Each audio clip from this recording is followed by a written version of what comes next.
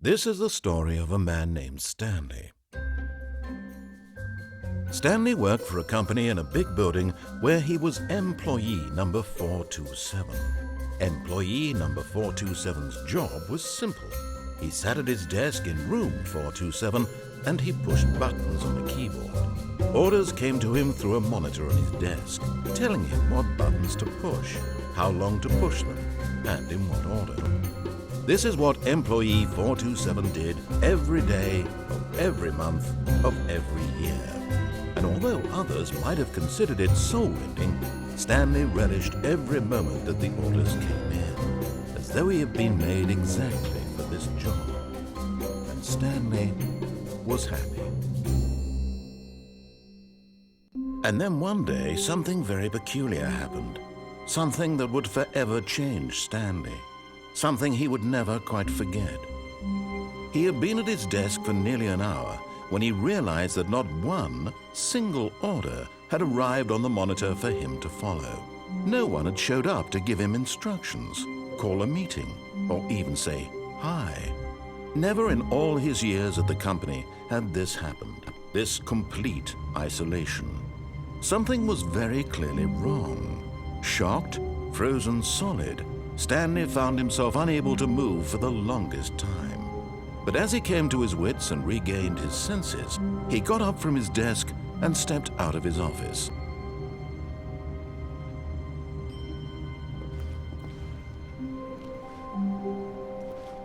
All of his co-workers were gone. What could it mean? Stanley decided to go to the meeting room. Perhaps he had simply missed a memo. No matter how hard Stanley looked, he couldn't find a trace of his co-workers.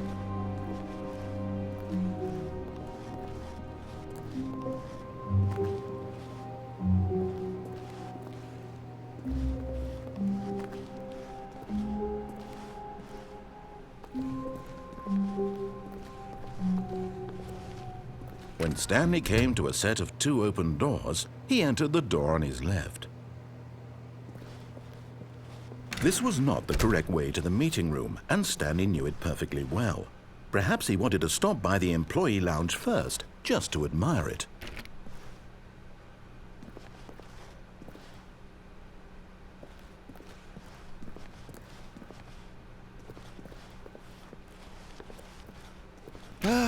Yes, truly a room worth admiring. It had really been worth the detour after all, just to spend a few moments here in this immaculate, beautifully constructed room. Stanley simply stood here, drinking it all in.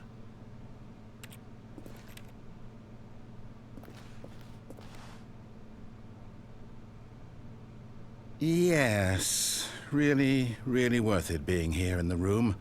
A room so utterly captivating that even though all your co-workers have mysteriously vanished, here you sit looking at these chairs and some paintings. Really worth it.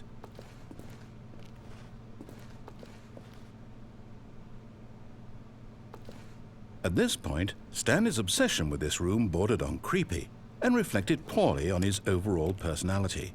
It's possible that this is why everyone left.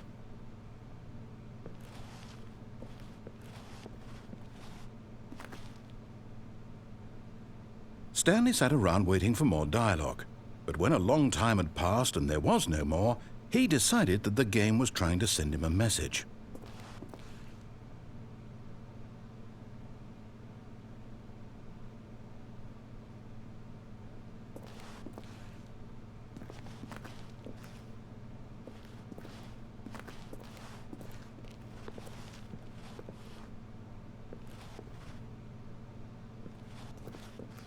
But at last, he'd had enough of the amazing room and took the first open door on his left to get back to business.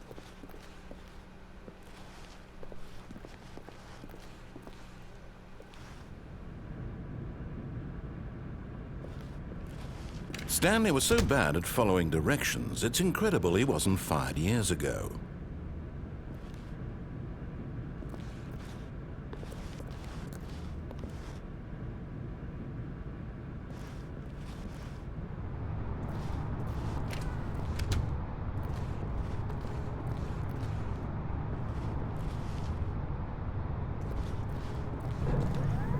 Look, Stanley, I think perhaps we've gotten off on the wrong foot here. I'm not your enemy, really, I'm not. I realize that investing your trust in someone else can be difficult, but the fact is that the story has been about nothing but you all this time. There's someone you've been neglecting, Stanley. Someone you've forgotten about. Please, stop trying to make every decision by yourself. Now, I'm not asking for me, I'm asking for her. This is it, Stanley. Your chance to redeem yourself. To put your work aside. To let her back into your life. She's been waiting.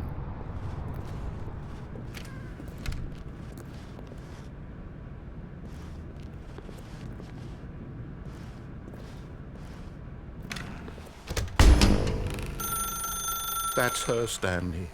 You need to be the one to do this, to reach out to her. If you can truly place your faith in another, then pick up the phone.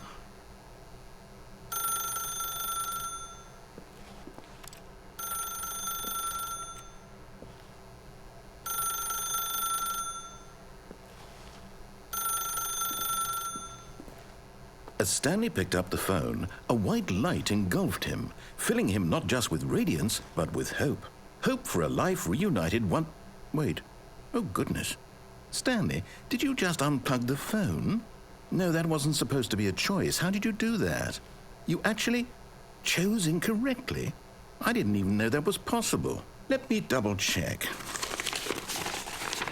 No, it's definitely here, clear as day. Stanley picks up the phone. He's taken to his apartment where he finds his wife, and the two pledge themselves to one another. Music comes in, fade to white, roll credits. Not picking up the phone is actually somehow an incorrect course of action. How is that even possible? None of these decisions were supposed to mean anything. I don't understand. How on earth are you making meaningful choices? What did you... Wait a second. Did I just see... No, that's not possible. I can't believe it. How had I not noticed it sooner? You're not Stanley. You're a real person. I can't believe I was so mistaken. This is why you've been able to make correct and incorrect choices. And to think I've been letting you run around in this game for so long. If you'd made any more wrong choices, you might have negated it entirely. It's as though you completely ignored even the most basic safety protocol for real-world decision-making. Or did you not grasp the severity of the situation? Well, I won't have that kind of risk on my watch. I'm going to stop the game for a moment so we can educate you properly on safe decision-making in the real world. Please observe this helpful instructional video. Choice. It's the best part of being a real person. But if used incorrectly, can also be the most dangerous. For example, in this scenario, a hypothetical real person named Stephen has a choice. He could spend years helping improve the quality of life for citizens of impoverished third world nations. Or he could systematically set fire to every orphan living in a 30-kilometer radius of his house. Which choice would you make? Remember that unlike here, the real world makes sense, and at no time should you make a choice that does not conform to rational logic. If you find yourself speaking with a person who does not make sense, in all likelihood, that person is not real. Allow the person to finish their thought, then provide an excuse why you cannot continue talking. Turn to a partner and practice saying, "My goodness, is it 4:30? I'm supposed to be having a back, sack, and crack."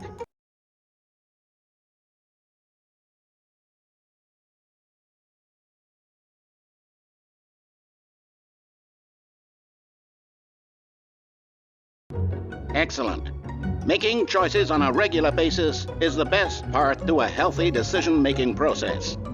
Most medical professionals recommend making at least 8 choices per day. Do you make more than 8? Less?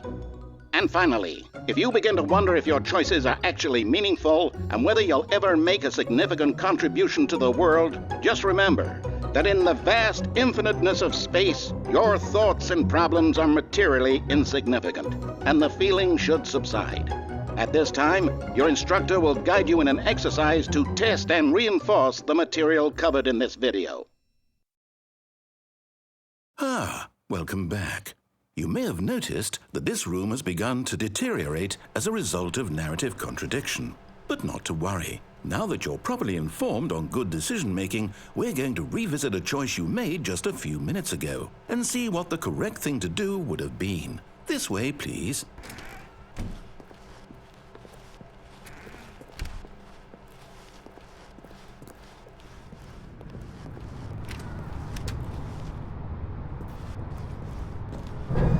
Now that we know your choices are meaningful, we can't have you jumping off the platform and dying.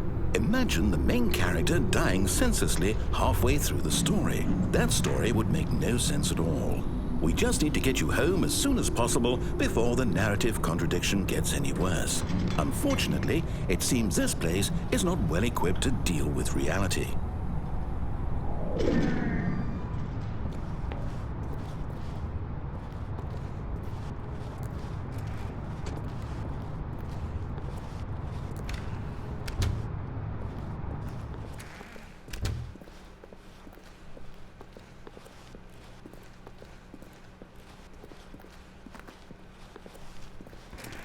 Almost there. You'll take the door on the left, back to the correct ending, the story will have resolution once again, and you'll be home free in the real world.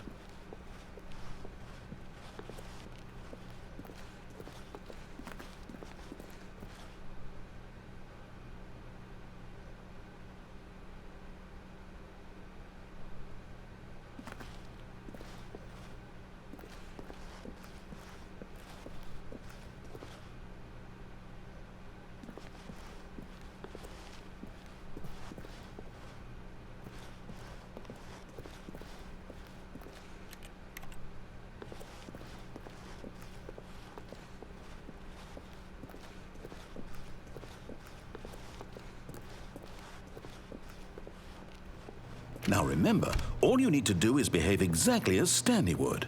That means choosing responsibly and always putting the story first. I'm quite sure you'll be up to the task. Just follow my lead and you'll be fine. All right. When Stanley came to a set of 2 open doors, he entered the door on his left.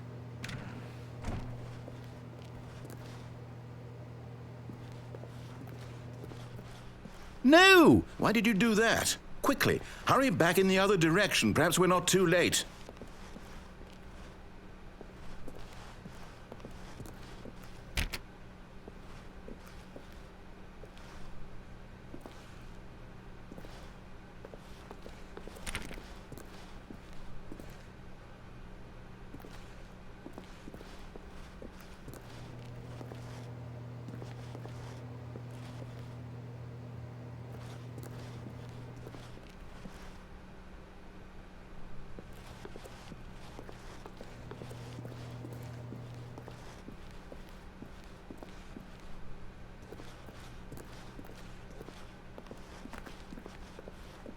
Oh, it's ruined.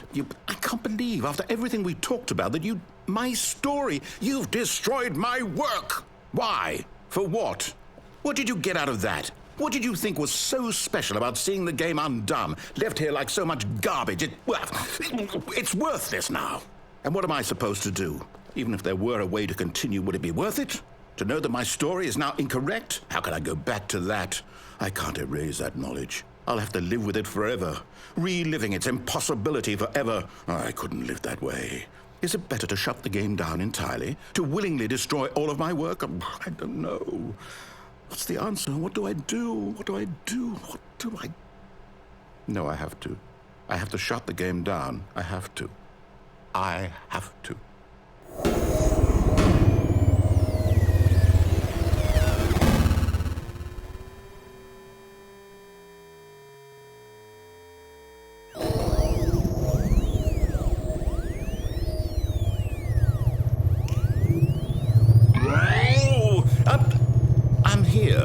I'm still here in this pile of rubbish, with you who thought you were so clever.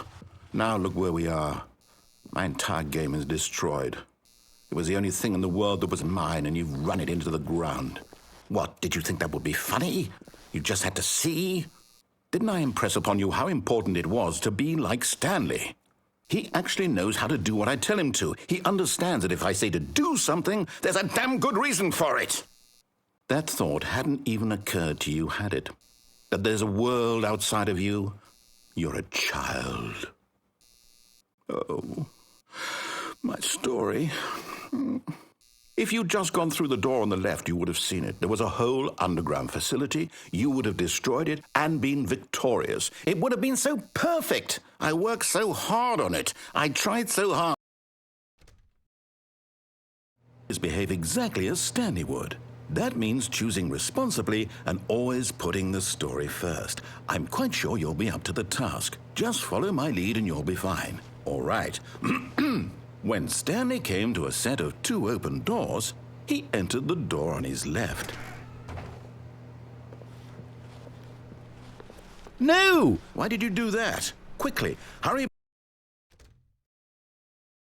Behave exactly as Stanley would. That means choosing responsibly and always putting the story first. I'm quite sure you'll be up to the task. Just follow my lead and you'll be fine. All right. When Stanley came to a set of 2 open doors, he entered the door on his left. No! Why did you do that? Quickly, hurry. Behave exactly as Stanley would. That means choosing responsibly and always putting the story first. I'm quite sure you'll be up to the task. Just follow my lead and you'll be fine. All right. When Stanley came to a set of 2 open doors, he entered the door on his left. No! Why did you do that? Quickly, hurry. Behave exactly as Stanley would. That means choosing responsibly and always putting the story first. I'm quite sure you'll be up to the task. Just follow my lead and you'll be fine. All right. When Stanley came to a set of 2 open doors, he entered the door on his left.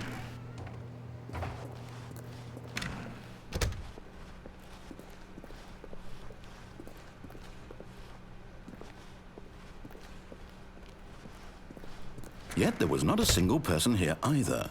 Feeling a wave of disbelief, Stanley decided to go up to his boss's office, hoping he might find an answer there.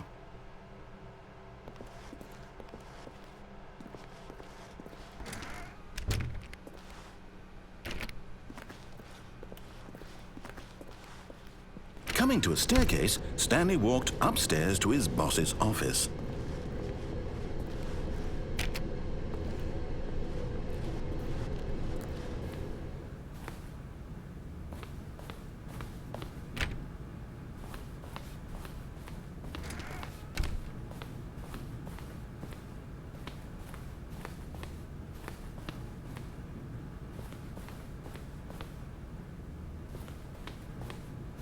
Stepping inside his manager's office, Stanley was once again stunned to discover not an indication of any human life. Shocked, unraveled, Stanley wondered in disbelief who orchestrated this, until he saw the door with a voice receiver next to it. Surely behind this door lay all the answers to his questions. And beyond all probability, he knew the passcode. He had seen it on his boss's computer just last week. Night Shark 115. Was this the code to open the door? Would it still work? There was only one way to find out. Stanley had been trained never to speak up, but now he would draw from within himself the courage to face the unknown. He drew a sharp breath and then spoke the code.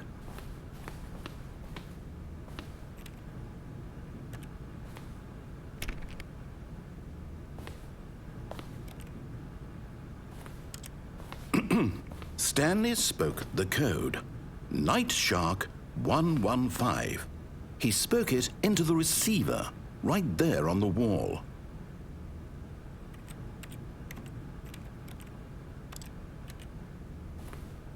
I'm sorry, is there a problem? You didn't mishear me, did you? Please speak the code into the receiver. Otherwise, we can't get on with the story. This is a crucial step.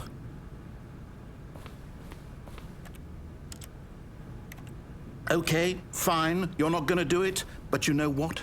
It's pretty humiliating to bring you this far, only for you to suddenly decide you have better things to do. I asked you for this one single thing, for your respect. The kind of respect Stanley shows for his choices. He knows what it means to take a story seriously. If you didn't want to see what I had to show you, then why did you come here? You had a choice, you know. You could have gone through the door on the right. You could have done whatever the hell you wanted over there. Why did you come this way? Speak. Say something to me. Explain yourself, you coward. When Stanley came to a set of 2 open doors, he entered the door on his left. Stanley? Hello? Are you... Is everything okay? Stanley, please. I need you to make a choice. I need you to walk through the door. Are you listening to me? Can you hear me? Is everything all right? Stanley, this is important. The story needs you. It needs you to make a decision. It cannot exist without you. Do you understand me? Whatever choice you make is just fine. They're both correct. You cannot be wrong here. We can work together. I'll accept whatever you do. I simply need you to take that step forward, please. Choose. Do something. Anything. This is more important than you can ever know. I need this. The story needs it. So, you hear me? Are you there? Are you listening to this? Stanley, are you there? Okay. It's okay, I can wait. You need time to decide. Time to make sure your choice is correct. That is the best choice. That's all right. I'll wait for you to decide what's the right thing to do. Take as much time as you need.